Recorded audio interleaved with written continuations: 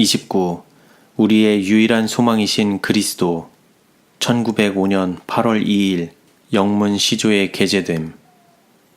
이 세상의 기초가 놓이기 이전에 하나님의 독생자이신 그리스도께서는 아담이 범죄하는 경우 인류의 구속자가 되시기로 친히 서약하셨다. 아담이 타락하게 되자 세상이 있기 이전부터 하늘아버지의 영광의 참여자이셨던 주님께서는 당신의 왕의 제복과 왕관을 벗어놓으시고 베들레헴의 갓난아기가 되셔서 아담이 걸려 넘어진 땅을 밟으시기 위하여 높으신 권좌에서 내려오셔서 타락한 인류를 구속하여야 하셨다. 주님께서는 원수가 인간에게 가져오는 모든 유혹들을 스스로 당하시기로 작정하셨으나 사단의 모든 공격으로도 하늘아버지께 대한 주님의 충성심을 변절케 할 수 없었다. 죄가 없으신 생애를 사심으로써 주님께서는 아담의 모든 아들과 딸도 이 세상에 처음으로 죄를 가져온 마귀의 유혹을 물리칠 수 있다는 것을 증거해 보이셨다. 그리스도께서는 남녀들에게 이길 수 있는 권세를 주셨다. 주님께서는 한 인간으로서 인간 사회에 사시기 위하여 인간의 형체를 쓰시고 이 세상에 오셨다. 그분께서는 인간의 본성에 따르는 모든 부담들이 입증되어야 하고 시련을 당해야 할 것으로 여기셨다. 주님께서는 당신의 인성 가운데 거룩한 성품의 참여자가 되셨다. 당신의 성육신을 통하여 주님께서는 새로운 의미에 있어서 하나님의 독생자라는 칭호를 얻으셨다. 천사는 마리아에게 성령이 내게 임하시고 지극히 높으신 이의 능력이 너를 덮으시리니 이러므로 나실 바 거룩한 자는 하나님의 아들이라 일컬으리라 고 말하였다. 인간의 아들이면서도 주님께서는 새로운 의미에서 하나님의 독생자가 되셨다. 이렇게 하여 주님께서는 나시게 되었는데 하나님의 독생자로서 인간으로 출생하심으로 인류와 연분을 맺으셨다. 그리스도께서는 타락하지 않은 세계들과 타락한 세상의 주민들에게 인간으로서도 저희 창조주께 대하여 충성된 생애를 살 수 있도록 풍부한 섭리가 마련되어 있음을 보여주시기 위하여 인간의 형체를 쓰시고 오셨다.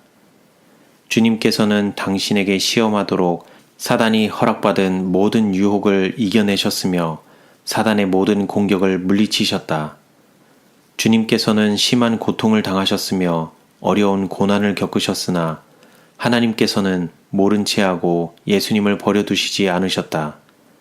예수님께서 요단강에서 침례 요한에게 침례를 받으셨을 때 주님께서 물에서 올라오시자 하나님의 성령이 비둘기같이 내렸고 하늘에서 한 음성이 이는 내 사랑하는 아들이요 내 기뻐하는 자라고 하였다.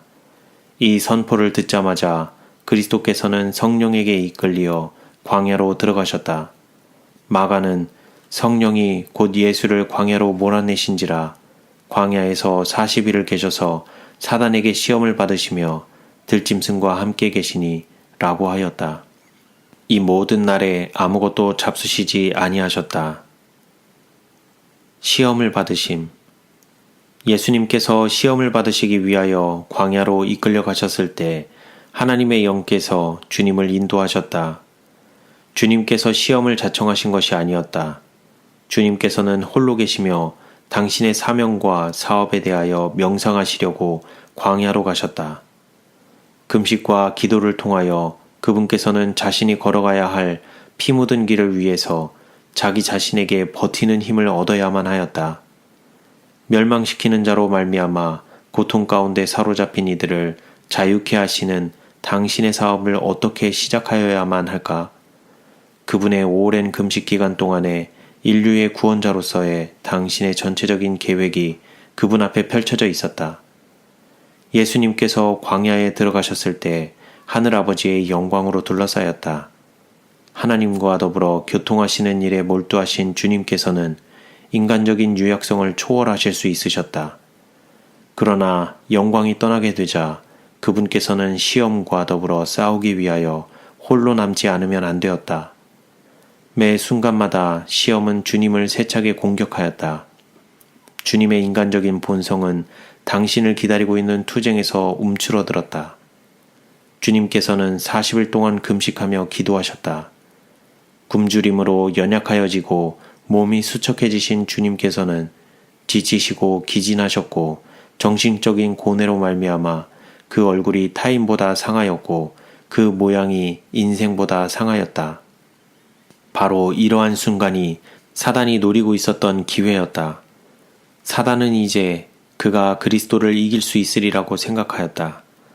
그때의 사단은 마치 그리스도의 기도에 응답하기 위하여 나타난 빛의 천사처럼 가장하여 구세주에게 접근하였으며 그가 전한 기별은 네가 만일 하나님의 아들이여든 명하여 이 돌들이 떡덩이가 되게 하라는 것이었다. 예수님께서는 사람이 떡으로만 살 것이 아니요 하나님의 입으로 나오는 모든 말씀으로 살 것이라는 말씀으로 사단을 대적하셨다. 모든 시험에 있어서 주님께서 쓰신 전쟁의 무기는 하나님의 말씀이었다. 사단은 주님의 신성을 나타내는 표로서 이적을 행하기를 요구하였다. 그러나 모든 이적, 기사보다도 더욱 위대한 것, 즉 여호와께서 가라사대라는 말씀에 대한 확고한 신뢰심은 논박할 수 없는 하나의 표징이었다. 그리스도께서 이 위치를 확보하고 계시는 한 유혹자는 결코 주님을 넘볼 수 없었다. 하나님의 말씀에 익숙해지는 것이 우리들의 유일한 희망이다. 성경을 부지런히 연구하는 사람들은 사단의 미혹을 하나님의 진리로서 받아들이지 않을 것이다. 아무도 하나님과 그리스도의 원수가 제시하는 공론에 정복될 필요가 없다. 우리는 하나님의 말씀이 침묵을 지키고 있는 문제들에 관하여 공론을 펴서는 안 된다.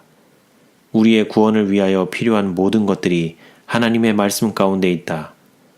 우리는 날마다 성경을 우리의 권고자로 삼아야 한다. 그리스도께서는 영원전부터 하늘아버지와 연합하셨으며 주님께서 친히 인성을 쓰셨을 때도 하나님과 하나가 되셨다. 주님께서는 하나님과 인류를 연합케 하는 고리이시다. 자녀들은 혈육에 함께 속하였음에 그도 또한 한 모양으로 혈육에 함께 속하셨다. 우리는 오직 그리스도를 통하여서만 하나님의 자녀가 될 수 있다. 당신을 믿는 모든 사람들에게 주님께서는 하나님의 아들들이 될 수 있는 능력을 주신다. 이리하여 심령이 살아계신 하나님의 성전이 되는 것이다. 남녀들이 거룩한 성품의 참여자가 되기 위하여 그리스도께서 인성을 쓰셨다. 주님께서는 복음을 통하여 생명과 불멸을 나타내 보이셨다.